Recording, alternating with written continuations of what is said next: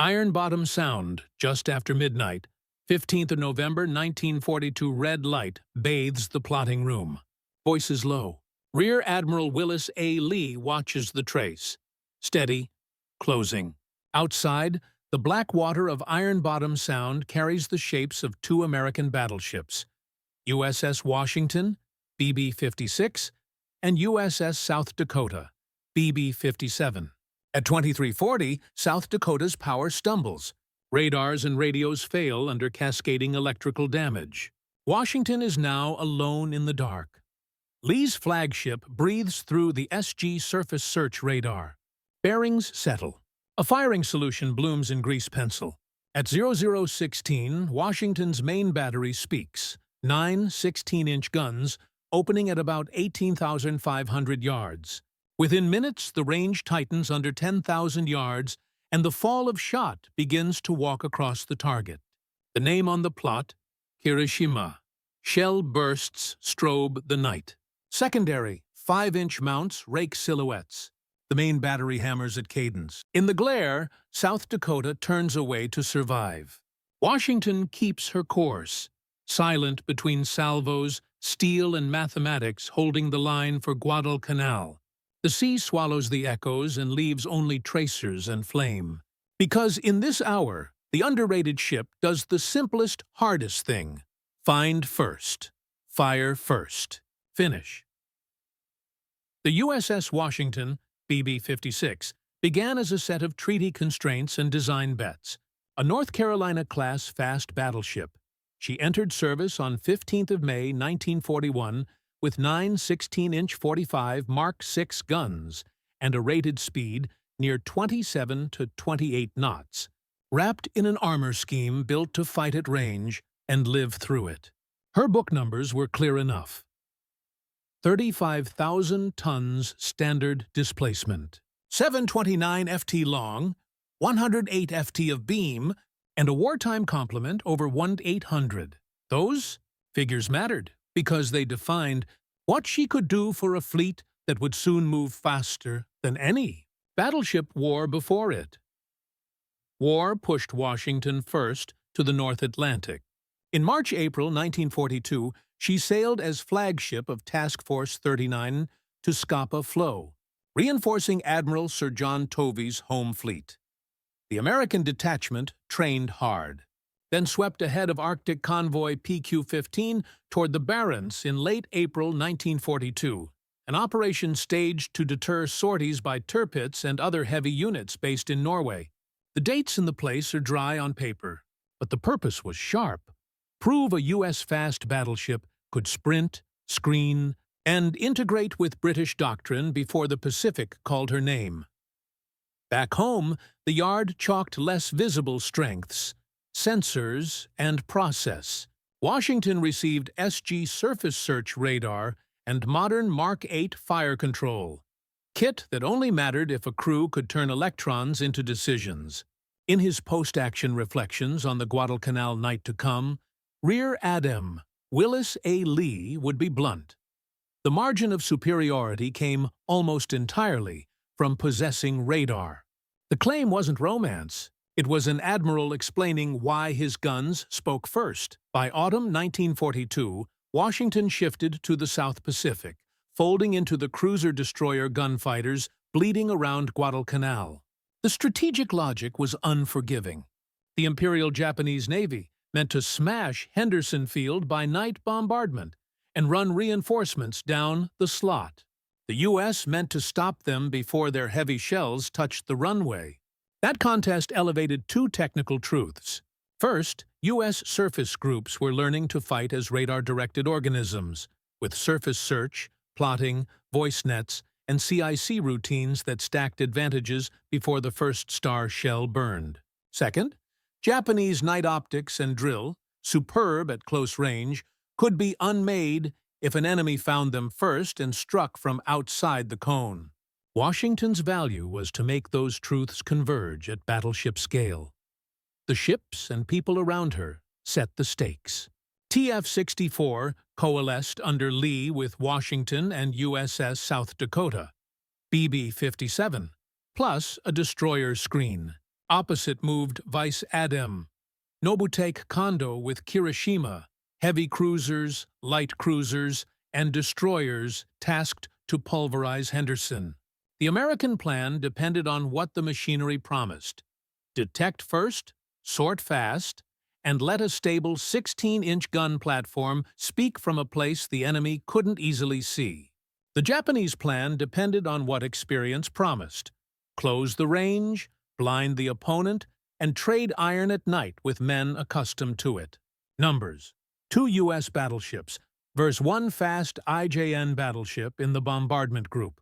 Radar sets and CIC versus optics and drill described a knife edge that would be decided by minutes and yards.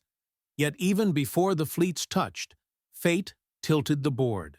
The U.S. spare capacity advantage in sensors and power distribution meant a single electrical failure wouldn't normally end a fight. On South Dakota, cascading hits in the superstructure did exactly that a few hours later. 26-plus shell impacts, radios and all radars except one director set knocked out by shorted circuits. The ship effectively blind and mute in an arena built on information. The report reads dry and technical. The implication is visceral. Washington would have to carry the night alone.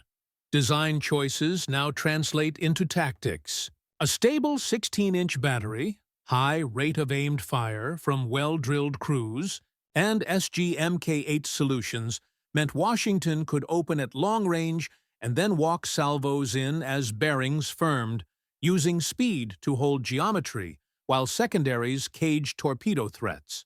Across the plot table, the target that would write her legend, Kirishima, was a Congo-class battlecruiser rebuilt for speed and bombardment. Powerful, but born of an earlier armor philosophy. The contrast is why underrated fits. Washington wasn't built to be glamorous. She was built to be decisive once, then quietly indispensable for 3 more years. The next section puts every ship on the chart and sets the clock to Guadalcanal. 14th to 15th of November, 1942. By mid-November 1942, Guadalcanal had turned into a grinder with a timetable. The Imperial Japanese Navy needed to neutralize Henderson Field so transports could land men and heavy guns.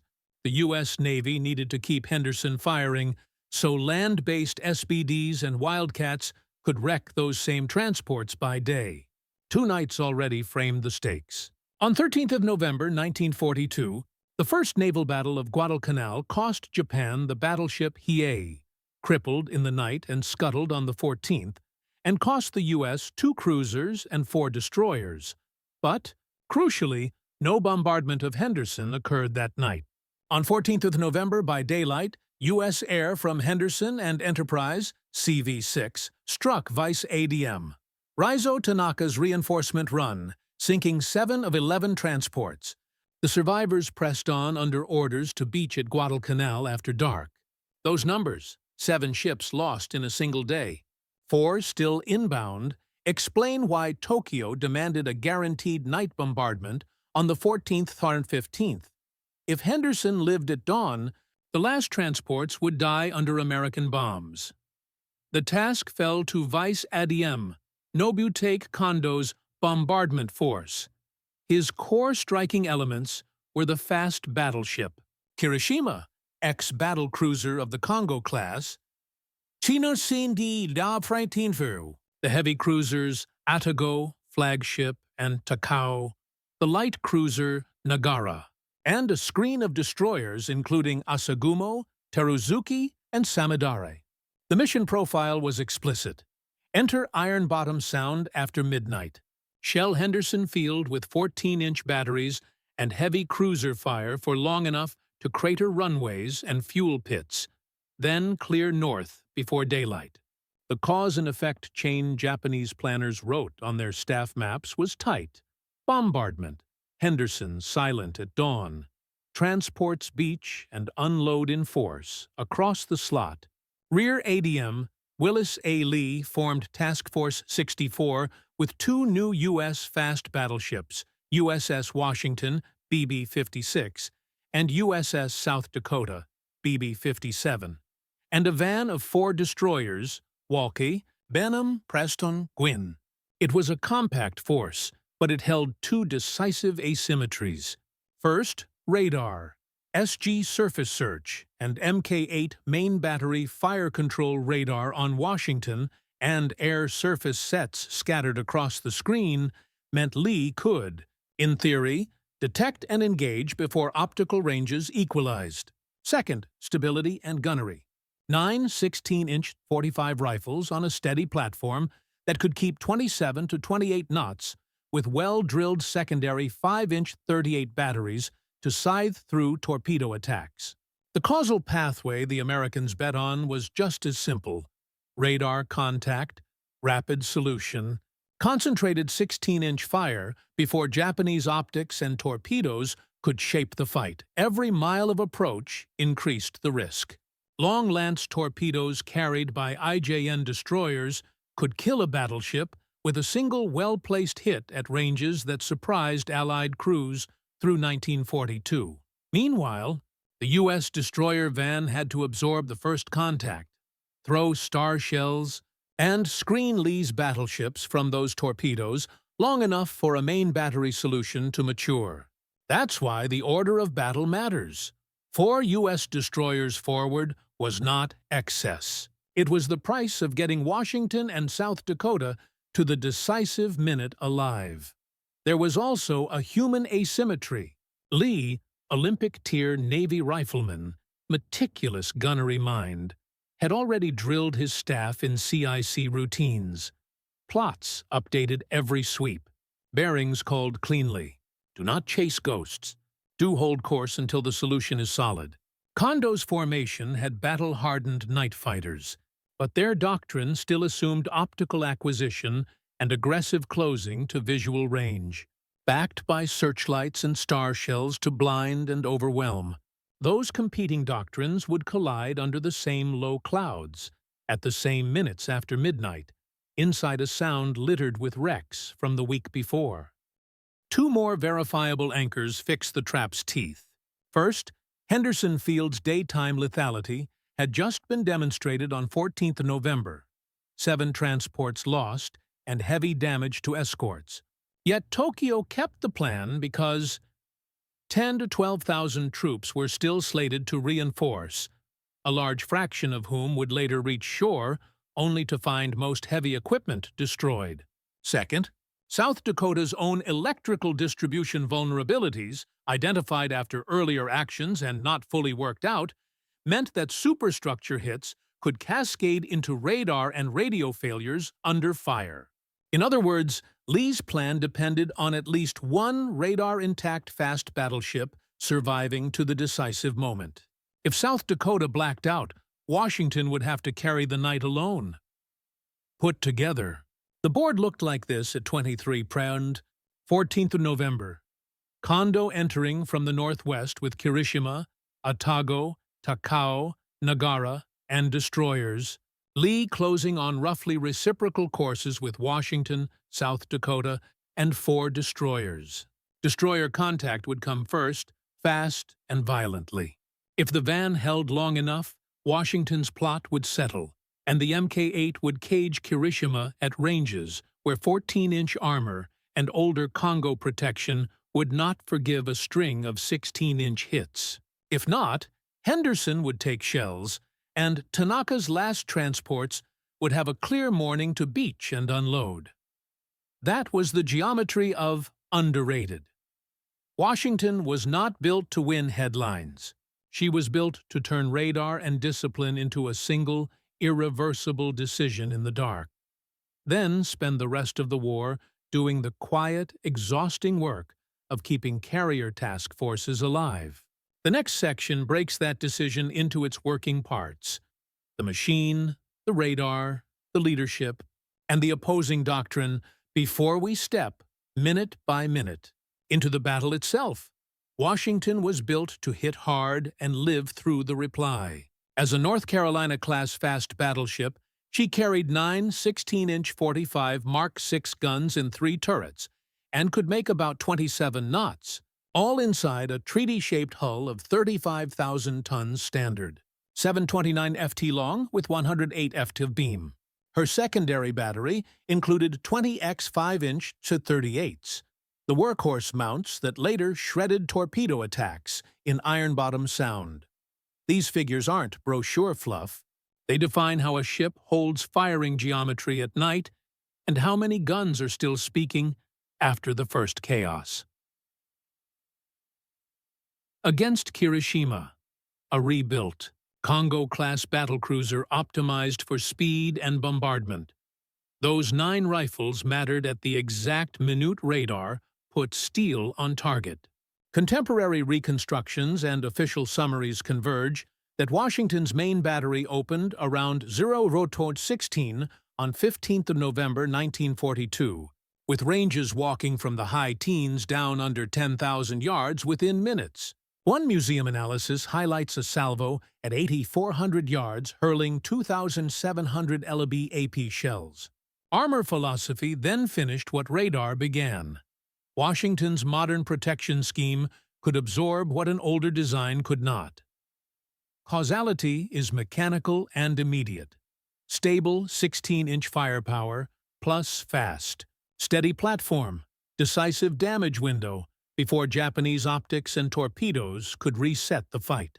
The same calculus held after the battle. A ship that can still make high 20-knot speeds while keeping 3 turrets in arc decides when to take or refuse an engagement. Exactly what Washington did while screening carriers in 1944-45, Indaus short. The numbers, guns, knots, belt inches, set the terms. Radar merely told those numbers when to speak. Washington's advantage on 14-15 November 1942 was not mystical. It was procedural. She carried SG surface search radar to find shapes in black water, and Mark 8 fire control radar to generate a main battery solution without searchlights. Mark 8, fielded from 1941, was the first U.S. large-caliber fire control set to exploit phase relationships for accurate bearing and range, precisely the tool needed to land 16-inch shells in the dark. Pair that with a drilled CIC, and you get the moment the night turned. A bearing that settled, a solution that matured, and an admiral willing to trust. Electrons. The contrast sharpened when USS South Dakota, BB-57, took 26-plus shell hits and suffered cascading electrical failures that knocked out all radios and radars in the superstructure. An NHHC war damage report written in June 1947 itemizes the severed circuits. In that instant, the U.S. plan devolved to its core. One radar-intact fast battleship must kill the bombardment platform alone. Washington did, firing at ranges highlighted in battle narratives, 18,500 yards down to 8,400 yards, until Kirishima lost steering and control. Causal chain. SG Mark 8 detection. Quick. Confident solution. First salvos on the right target. Japanese night doctrine, brilliant at optical ranges with searchlights and star shells, collapsed when it never got to dictate distance or illumination. Radar did not replace gunnery. It enabled it. And because Washington's sets stayed alive while South Dakota's failed, the battle's hinge became the reliability of wiring and the discipline of a plotting team under red lights. Hardware doesn't decide by itself. People do. Rear Admiral Willis A. a lifelong gunnery mind and commander of Battleship Division 6, brought Washington and South Dakota into Ironbottom Sound with a simple directive: trust the plot. Lee, who would later rise to Vice Admiral, commanded the American force on the second night of the Guadalcanal battle and is consistently credited with the calm that prevented a fratricidal salvo when contact first appeared. When identification risked confusion, he ordered check fire until the sight picture and radar return proved hostile. Then he let the 16-inch rifles run.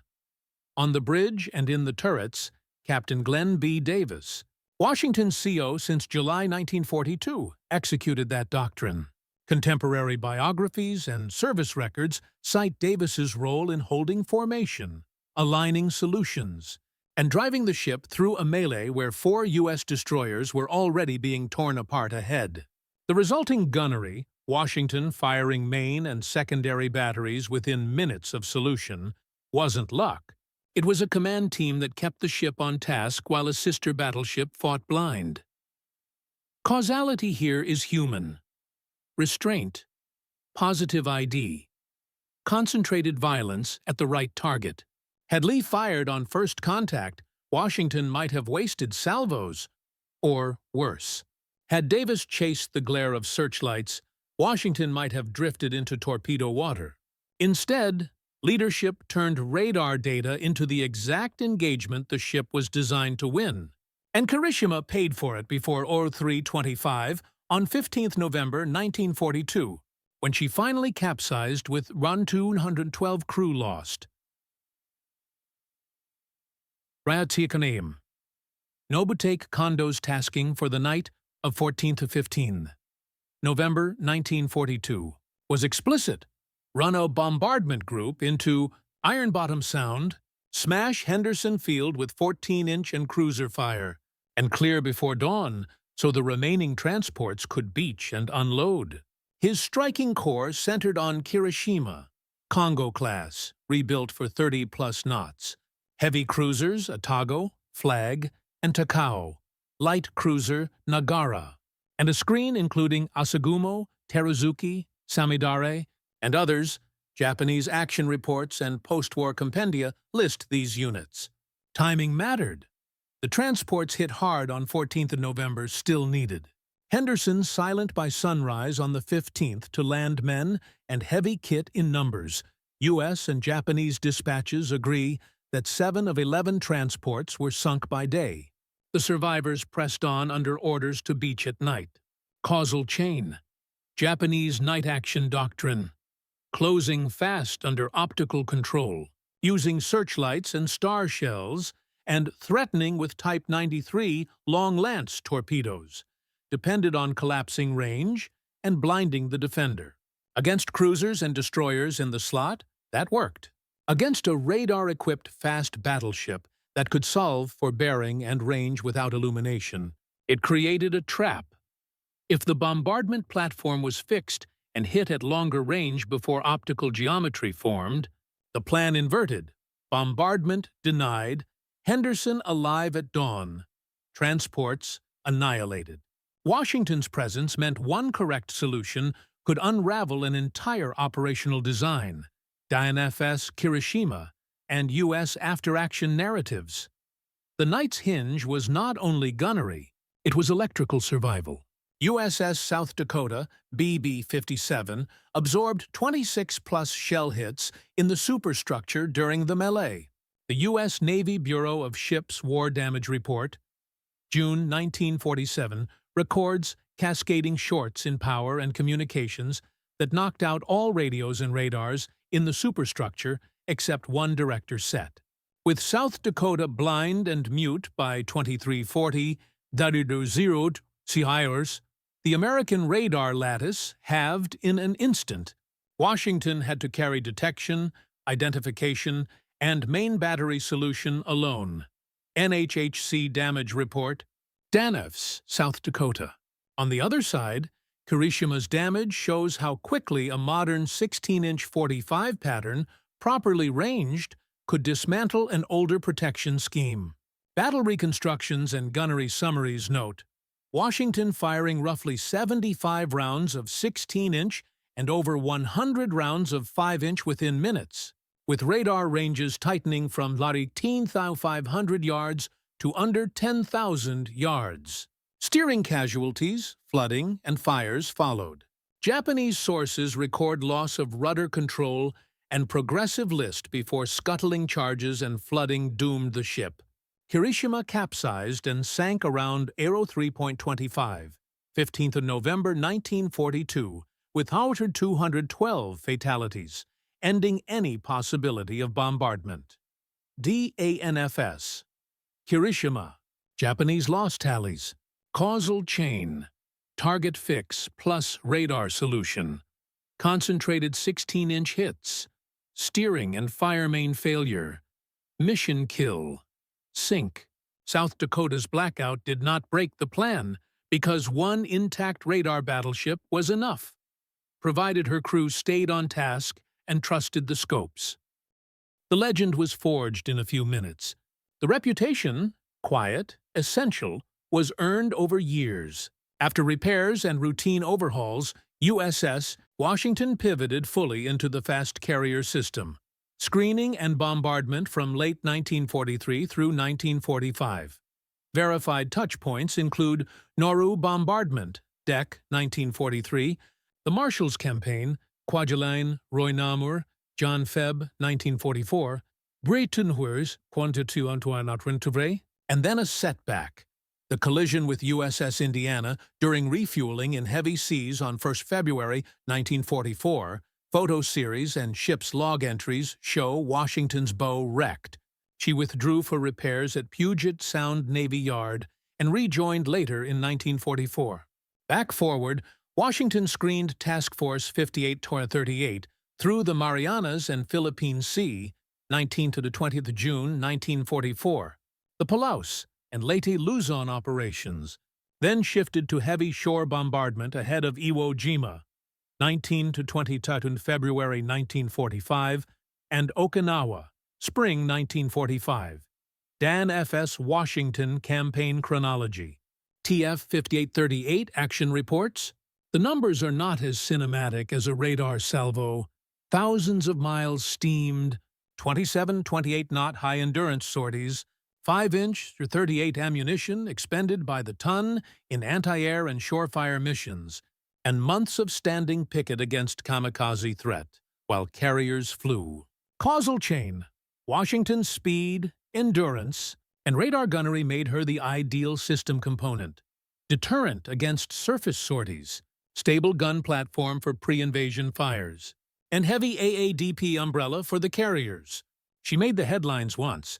She won campaigns by helping the fleet fly and land day after day. That is what underrated means in a carrier war. Indispensable, unspectacular, decisive. 3T Farnd. The destroyer van feels it first.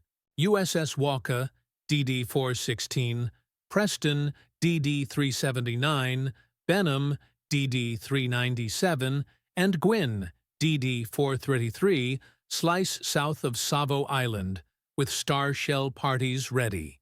Bearings chatter across phones. Washington's SG scope shows a nest of returns sliding down from the northwest. The bombardment force led by Vice Admiral Nobutaka Kondo, with Kirishima, heavy cruisers Atago and Takao, light cruiser Nagara, and destroyers. The geometry is bad and getting worse.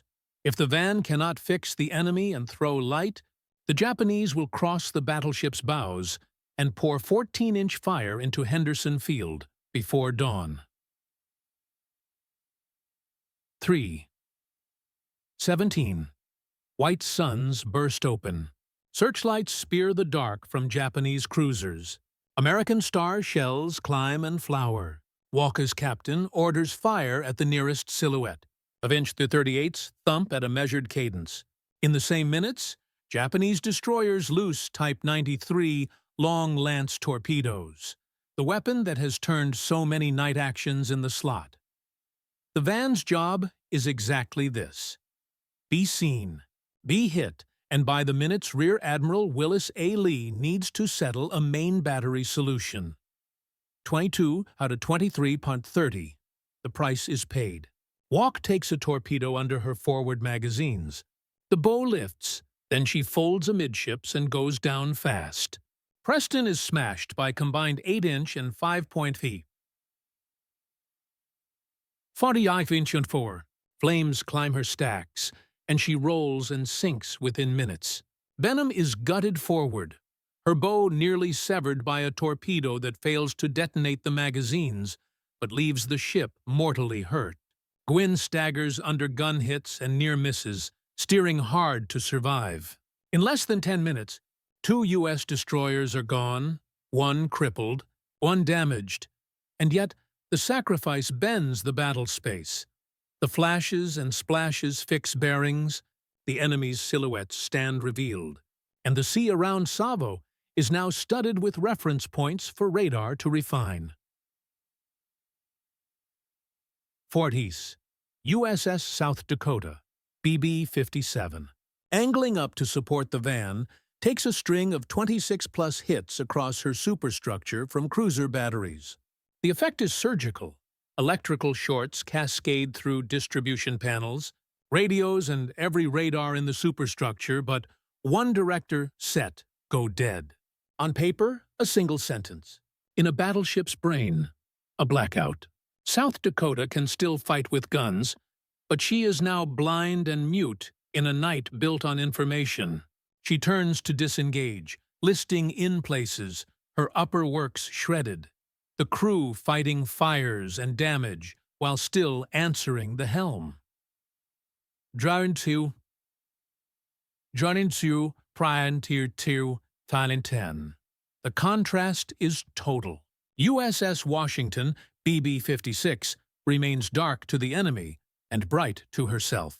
In the plotting room under red light, the SG surface search trace is steady. The Mark 8 fire control radar is knitting range and bearing into a firing solution. Rear Admiral Lee is deliberate. He has already ordered check fire once to avoid shooting at his own destroyers. He will not waste the first salvo that matters. On the bridge, Captain Glenn B. Davis holds course, keeping the big ship's 27 to 28 knot stride through a melee where men are dying a mile ahead. A line appears on the plot. Target designation resolved. Kirishima, 00-16, 15th November 1942. Washington's main battery speaks. 9 16-inch 45 Mark 6 guns hurl 2,700-pound AP shells from around 18,500 yards. The first bracket walks in. Secondary 5-inch 38s open on nearby destroyer and cruiser silhouettes, beating back torpedo threats that could end the fight with one clean hit. In the plotting room, spotters call corrections. The next salvo lands with a sharp, white brilliance that throws shadows against the bulkheads. Range tightens, 12,000 yards. Then under 10,000, die 20, die Route 25. The night changes timbre. Washington is now firing full patterns, salvo after salvo, from a stable platform that keeps rate and aim under radar control. Kirishima begins to show damage behavior visible even at distance. Fires in the superstructure, a list that grows, steering irregularities that telegraph her rudder is in trouble. Japanese officers later report jammed steering and loss of counter-flooding control. The ship struggles to keep her head up as the American pattern continues to land. On Washington's decks, crews load and fire with drill book cadence.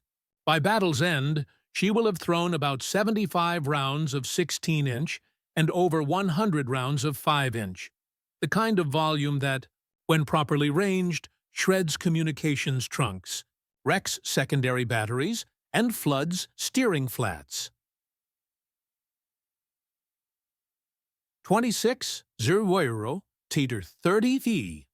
The enemy tries to restore their doctrine. Searchlights lash out from Japanese cruisers. Otago and Takao pour 8-inch broadsides at the glow of American gun flashes. But the controlling variable is distance, and the Americans now own it. Because the first solutions were radar pure, Washington never needed to silhouette herself with searchlights. She fires from within her own envelope, not the enemy's. Every minute she keeps. Kirishima fixed is a minute Henderson, Field survives, and a minute. Tanaka's 4 surviving transports lose Dawn's protection. 31 Nawan D-140. The melee breaks into pockets. South Dakota, still damaged and intermittently lit by fires, draws Japanese attention and returns fire where she can. Gwyn covers survivors and darts to dodge new torpedo tracks. Benham, mortally wounded, refuses to sink. She will later be scuttled after ferrying her crew off. But the decisive exchange remains a one-ship duel across a sea of flares. Washington versus Kirishima, radar and armor against speed, and a protection scheme born before the last war. Secondary batteries from both sides chatter and hammer at destroyers that try to close. Washington's 5-inch crews keep any single long-lance shot from finding a line to the flagship. 41. Downsea, Vaunt 50. Kirishima is now a wounded thing. Reports note rudder hard over.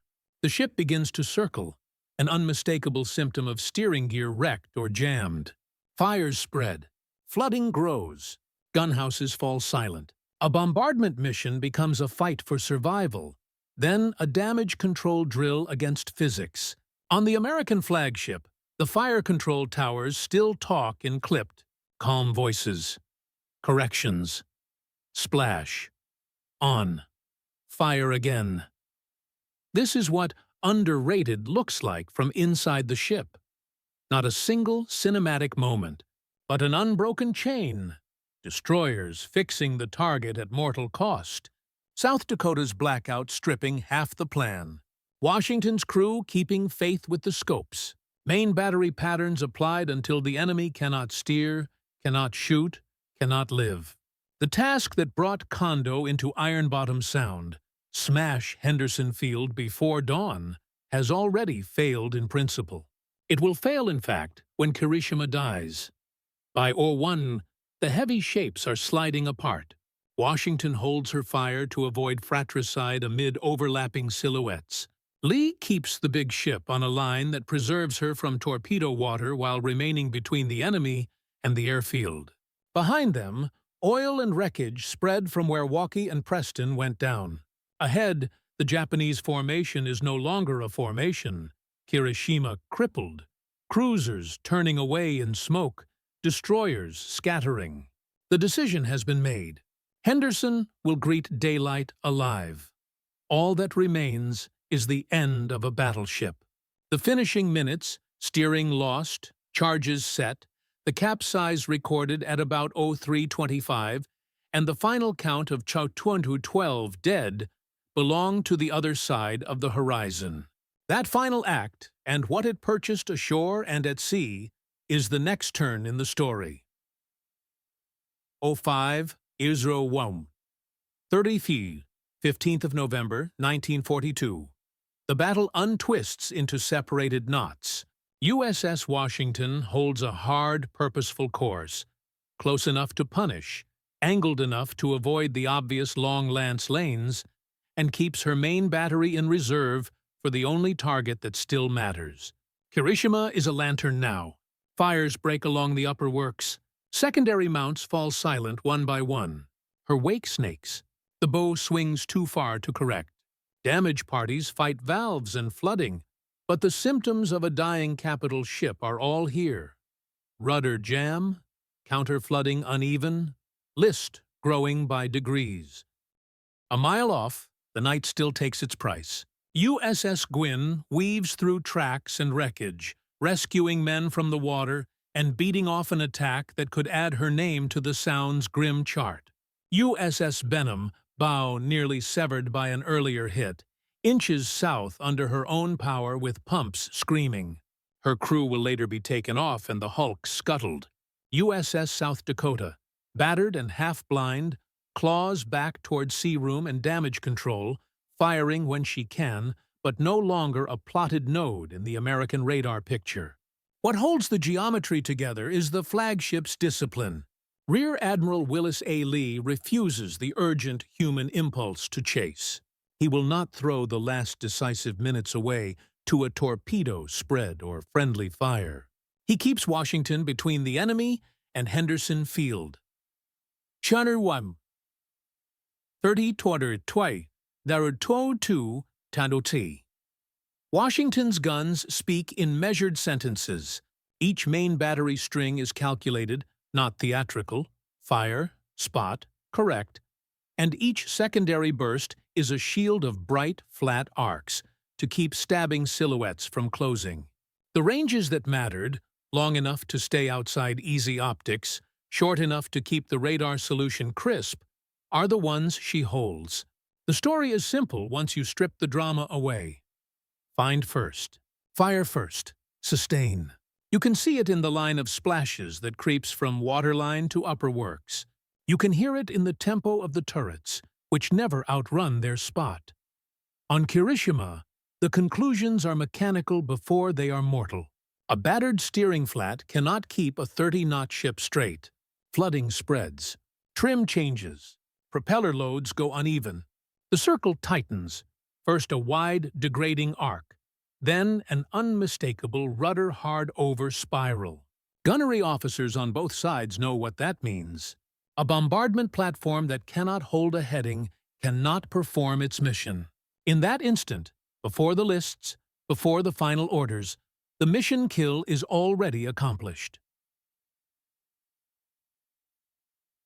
To 250.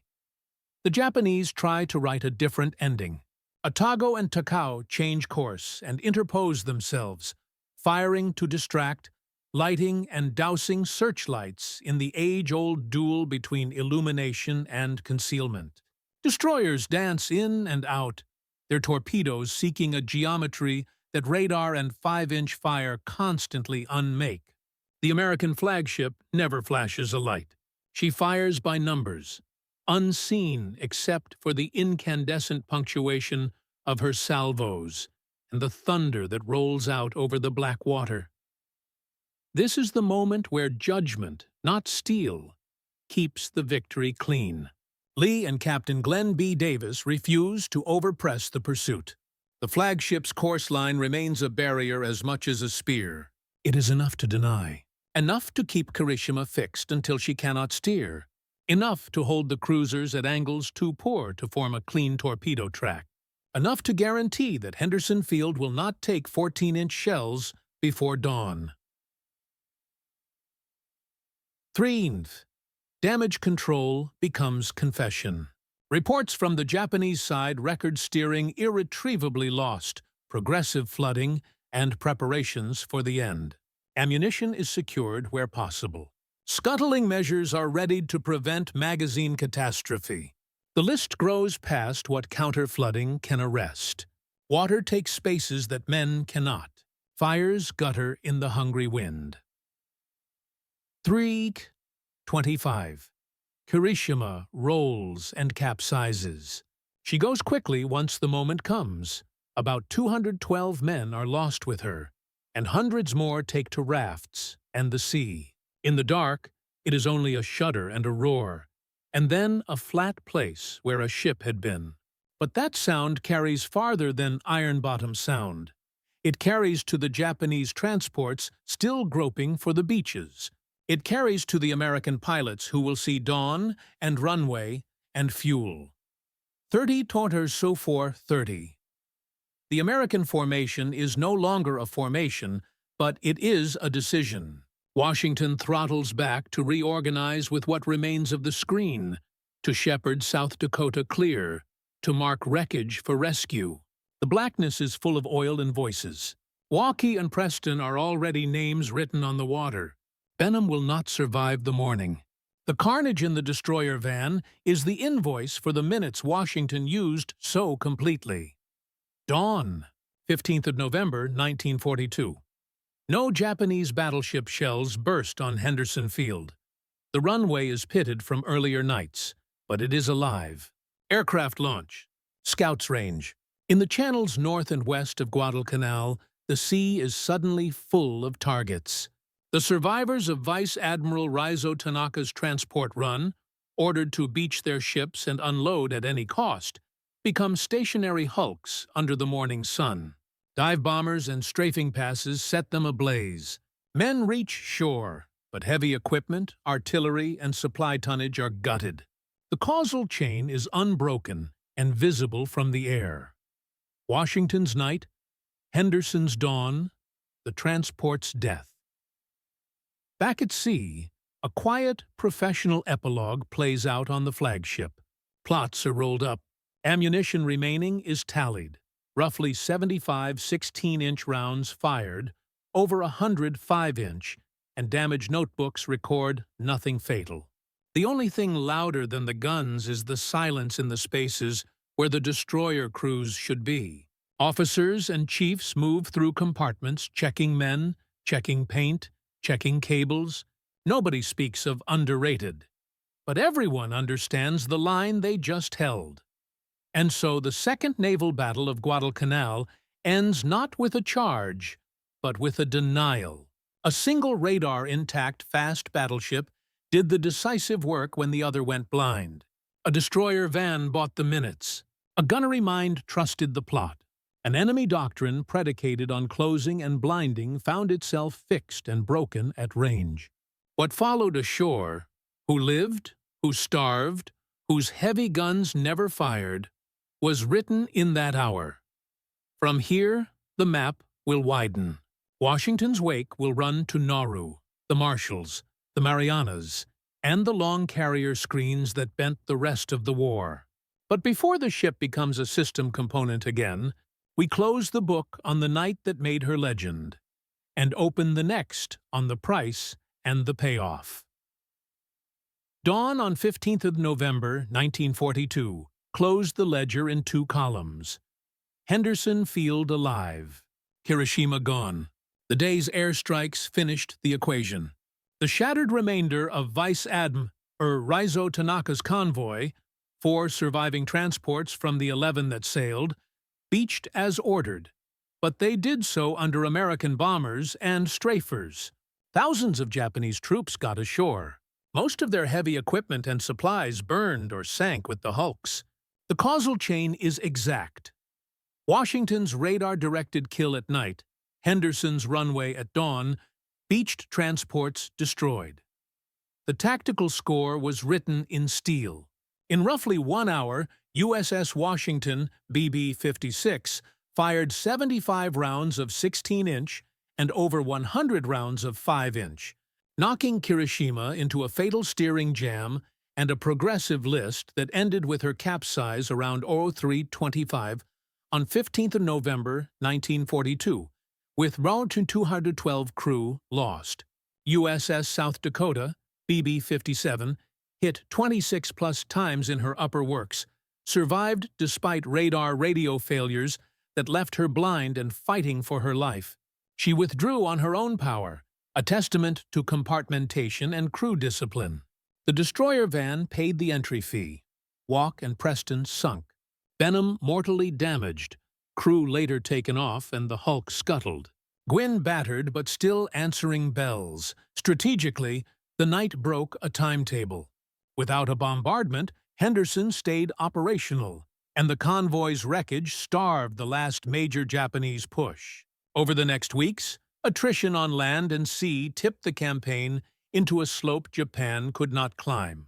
By February 1943, Operation K, the covert evacuation of Guadalcanal, admitted the point.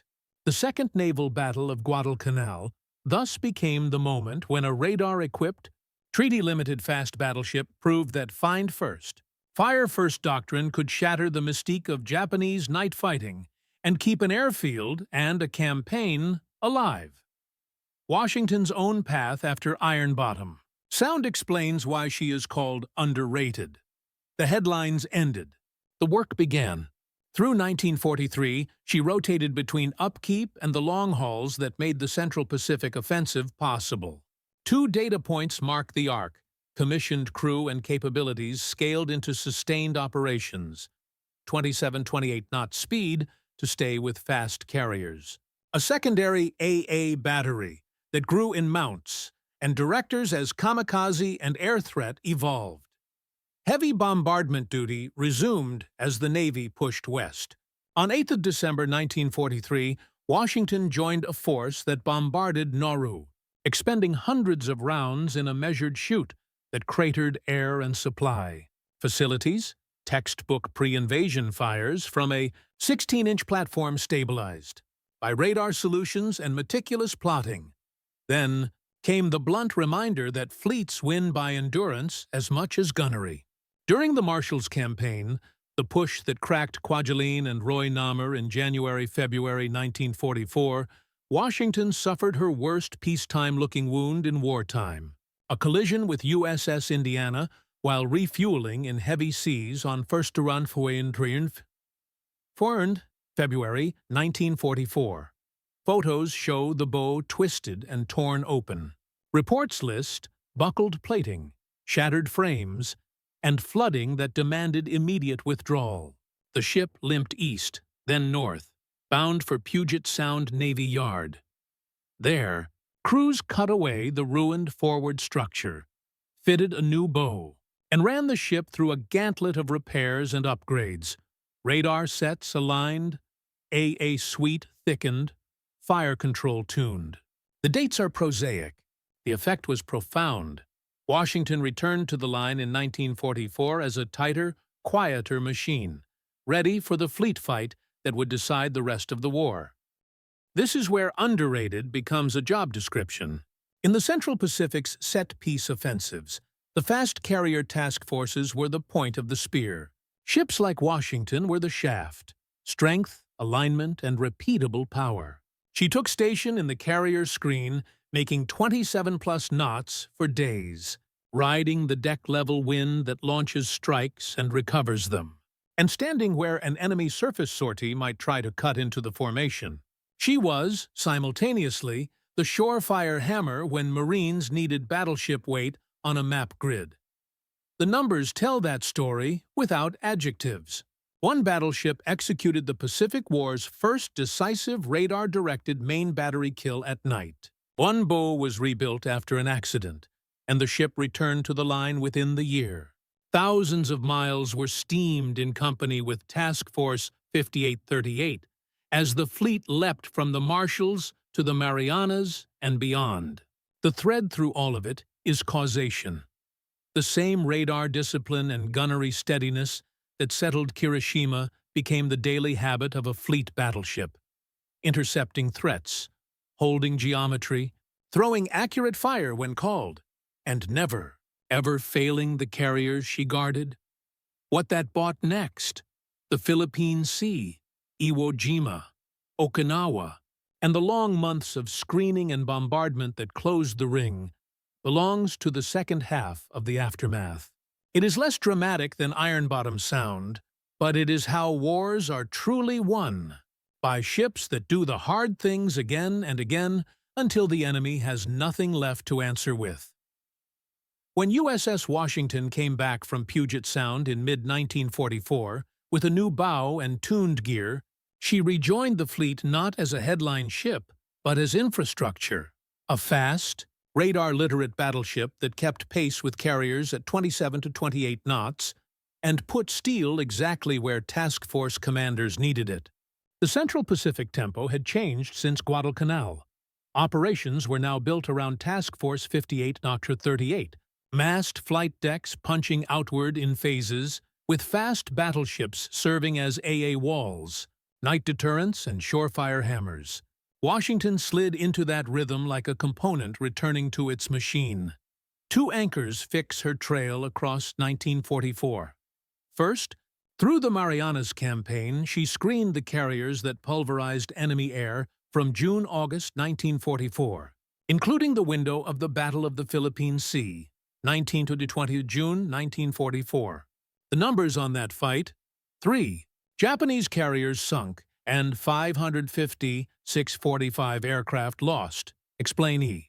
Why a battleship's most valuable contribution, there was often not trading main battery broadsides, but keeping the flight decks alive, maintaining formation speed for cyclic ops, throwing dense 5-inch 38 barrages into raid axes, and standing on the carrier's quarter where a surface raider might try the unthinkable. Second, as the fleet pivoted to the Palace and then to the Philippines, Washington's presence in the screen let carrier commanders accept operational risk. Long strikes, late recoveries, knowing a fast, heavy escort sat inside the cap lattice if anything with a big gun appeared on radar. In early 1945, the ship's utility became visible again in the old way. Shore bombardment measured in hours and tons. Ahead of Iwo Jima, Washington joined the pre-assault chutes, 19 to 22 to February 1945. hurling 16-inch AP and HC rounds into batteries and cave entrances that air alone could not collapse. The choreography was precise. Battleships traded station to keep continuous fire while carriers cycled. Destroyers closed to spot fall of shot. Cruisers wired in counter-battery missions when Japanese guns spat back. The data points are dry. 4 days of fire support, thousands of rounds across the force, but they translate into the simple fact that Marines stepping off on 19th of February met fewer uncut positions because ships like Washington had spent the previous week carving lanes through rock and concrete. Then the longest grind of all, Okinawa. From April to June 1945, Washington again took her place beside the big decks as the fleet endured the most sustained aerial onslaught of the Pacific War. Destroyer pickets bled to keep warning times long. 5-inch through 38 mounts ran hot day after day, and every ship in the fast battleship line shouldered the double duty of heavy AA and surface guard against sorties that never quite came. The scoreboard here reads differently than Ironbottom Sound. No single, theatrical kill, just weeks of unbroken readiness, fueling at sea, radar watches that never ended, and gun crews who learned the feel of loading tools in the dark. 2 figures capture the scale. Carrier groups executed thousands of sorties from March to June, and the fleet shot down hundreds of attacking aircraft. Washington's role was the quiet one. Be where the doctrine required, hit what the controllers called, and be there again tomorrow. There were still moments of blunt force. The ship took part in counter-battery work when coastal guns on outlying islands flashed. She joined night illumination shoots to cover minesweeping lanes, and when needed, she trained her 16-inch rifles inland to collapse strongpoints that resisted repeated airstrikes. But her reputation in 1945 rests less on singular violence than on repeatability. She sustained fleet speed in sea states that punished lesser hulls. She kept radar, fire control, and communications aligned after weeks at action stations. She delivered predictable accuracy when a beachhead commander asked for it, and predictable deterrence when a task force commander risked a night within surface action range. By August 1945, the ship had done nearly 3 years of war work. A commissioning in May 1941, a decisive night in November 1942, a collision and rebuild in February 1944, bombardments in December 1943 and February 1945, and a relentless screen through Marianas, Philippines, Iwo, Okinawa. The last entries in her wartime log are prosaic. Operations at sea as Japan collapsed. A return across the Pacific. Peacetime routines resuming. But the ledger behind those lines is not. On one night, she proved a doctrine with 75 rounds of 16-inch and 100-plus rounds of 5-inch. For the next 18 months, she proved a system by doing the hard parts every day. That is why the underrated label sticks. Washington did not chase headlines. She underwrote outcomes. She validated radar gunnery when it mattered most, then spent the rest of the war making other people's victories possible. Carrier aviators overhead, Marines ashore, and an admiral's plan stretched over thousands of miles of ocean. The numbers in her wake, dates, ranges, counts, speeds, add up to a single particular gift: reliability under pressure. From here, the guns fall silent. What remains is to weigh what her story says about technology, leadership, and warfare, and why a battleship that spoke decisively only once could still define what victory looked like everywhere else. In the dark geometry of the Pacific War, USS Washington, BB-56, proved a simple proposition. When a fleet can see first and shoot first, it can decide. Her record reduces to quiet numbers that carry weight. Commissioned 15th May 1941, she reached her hour in the small hours of 15th of November 1942 when a radar plot and a steady hand turned into 75 rounds of 16-inch and 100-plus rounds of 5-inch, enough to wreck. Kirishima's steering, force the list, and end a bombardment that would have killed Henderson Field before dawn. At Iwo 325, the Japanese battleship capsized. The campaign bent with it. The meaning isn't only in impact points. It's in the space between salvos.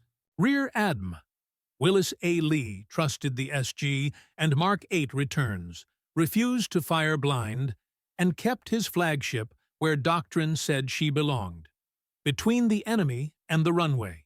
USS South Dakota, BB-57, riddled by 26-plus superstructure hits, went electrically silent and lived. Destroyers Walkie and Preston did not. Washington held the line because a system, radar, CIC routine, drilled crews, held together when pieces shook loose. After that night, the ship did something harder than heroics. She returned from a torn-off bow, where Marfor's February 1944, the Indiana collision, rebuilt, then spent 1944-45 at 27-28 knots, guarding decks that launched history by the 100 sorties. Where guns mattered most again, she stood off Iwo Jima, 19-22 February 1945, and carved lanes in rock for Marines who could not fly their way through concrete. The ledger is a chain. Night gunnery that saved an airfield, months of screens that saved carriers, shore fire that saved battalions. Underrated fits because nothing about that work demands applause. It demands repeatability, radar aligned after weeks at sea, loaders hitting cadence in green water, officers resisting the urge to chase a fading target into torpedo water. It demands an acceptance that a battleship can define victory once with a thunderclap and spend the rest of the war proving it softly. Stand at her rail in imagination. Ironbottom Sound behind, Iwo and Okinawa ahead.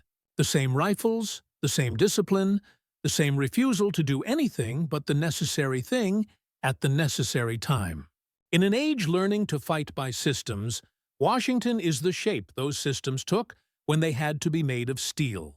Unromantic, exact, and decisive.